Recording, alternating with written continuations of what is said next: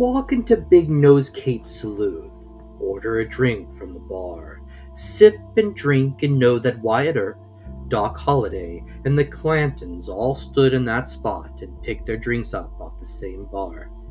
Ignore the automobiles and the click and whirl of cameras, and the Tombstone of old comes into focus with a clarity stunning in both its precision and detail. Past, present, and future converge in Big Nose Kate's saloon. Its name harkens back to a different time. Silver fueled Tombstone's creation and attracted men like the Clantons and the Earps with its promise of wealth. In the early 1880s, Tombstone was larger than Tucson, but falling silver prices had crippled its growth by 1886. Few believed that Tombstone would survive, but it did, persevering through the Great Depression and the loss of its Cochise County seat to Bisbee. In 1962, Tombstone was named a registered historic landmark. For a town of such historical richness, its past is the key to its future. Tombstone, the town too tough to die, loves its history. Tourists now sustain the city, drawn by Tombstone's rich, invisible past. Every effort to preserve, recreate, and restore the past has been made. The Boot Hill gunslingers reenact the gunfight at the OK Corral daily, frequently to sold-out crowds. The Birdcage Theater on Allen Street was built in the 1880s and still stands, looking much as it did when its doors first opened, and Wyatt Earp ambled in and found his third wife. Establishments such as Big Nose Kate's Saloon bear the names of long-departed celebrated residents. Tombstone came into existence in 1879 when silver was discovered in the San Pedro Hills, and Ed Schieffelin, the city's founder, named his discovery Tombstone. In March 1880, the first railroad from Tucson to Tombstone was completed, and the town grew rapidly to a population of 6,000.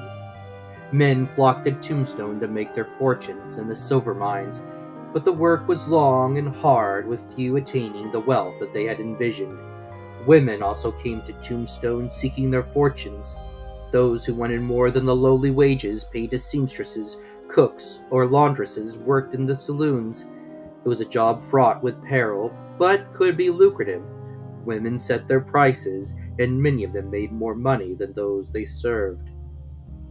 The first woman to open her own saloon was Big Nose Kate. Her real name was Mary Catherine Haroni, but she'd acquired the nickname on account of both her nose and her nosiness.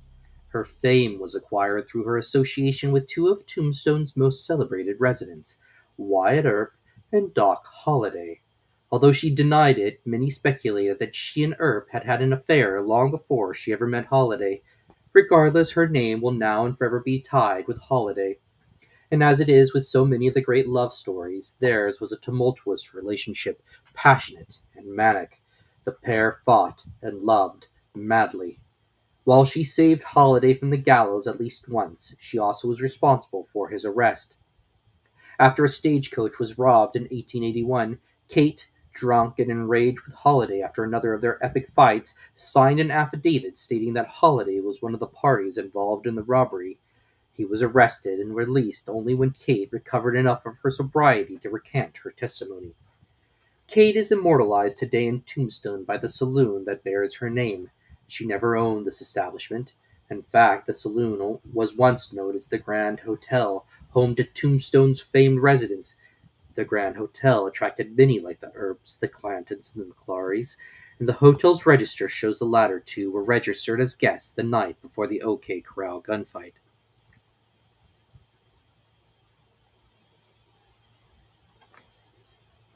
As in the case with several other buildings, the basement of the saloon contains the remains of a mine shaft entrance. In its heyday, the Grand Hotel's bar was located here to serve thirsty miners who would emerge from the darkness for a quick drink before heading back to work. The basement also home to a permanent resident, known now only as the Swamper, a janitor and handyman of sorts. His accommodations were paid for as part of his salary, but from his room in the Grand Hotel, the Swamper sought to augment his income. Knowing that he slept just feet away from veins of silver ore, from the promise of untold riches, The swamper set about creating his own private mine. Between his shifts at the Grand Hotel, the swamper tunneled an entrance into the shaft. Ounce by ounce, the swamper removed nuggets of silver. Nobody knows what he did with his load, and there are whispers that his bounty is hidden somewhere in or around the saloon.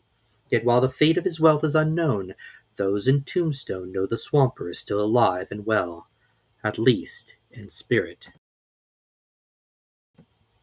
The past comes alive literally in Big Nose Kate's. Visitors and staff have reported seeing a ghost roaming the halls and stairways of the saloon. Ghost hunters have caught the apparition on film, some in vivid detail. In 2000, Bill Samuels was on his way from California to work in Pennsylvania for the summer. A fan of westerns and ghosts, he decided to stop in Tombstone, which satisfied both his passions. He had heard the stories about this town where almost every building experiences something unusual, from swinging chandeliers and phantom footsteps to flickering lights. He took many pictures that day, but said later, "We didn't find a whole lot of interesting things in most of those pictures. At least not until he looked at the photographs from Big Nose Kate's. The picture we shot inside a Big Nose Kate saloon," said Samuels, "was astounding. Inside the saloon is a still cutout of a cowboy, his gaze fixed upon the bar, gun drawn in his left hand. Samuels took a photo of this display, but when the image was developed, he was astonished by what he saw. The lower half of the cowboy appeared blue, and the entire cutout was suddenly transparent, a quality steel does not possess. Eeriest of all was the face of the cowboy. Samuels described it as a face with a mustache, well-defined nose, and evil eyes. The only problem is that the face in the photo does not exist. It was not visible to anyone when the picture was taken. To make sure that nothing had been missed, Samuel sent the photograph to the saloon's owner. Several weeks passed, Samuel said. I finally got the photo back with a note from the owner stating it was the weirdest picture he had ever seen to date. Numerous pictures had been taken of the still cowboy over the years, but none had captured this phantom face before. For Samuels, the trip to Big Nose Kate's saloon was a success. "I'd brave the hottest Arizona summer or the coldest Arizona winter to take another like this one," said Samuels. "It is perhaps one of the best pictures of a ghost ever taken." And who is the strange cowboy? Could it be the swamper? The swamper, locals believe, is still here to guard the silver he spent a lifetime accumulating, the silver that breathed life into Tombstone, that fostered the past upon which Tombstone now stands proudly and firmly.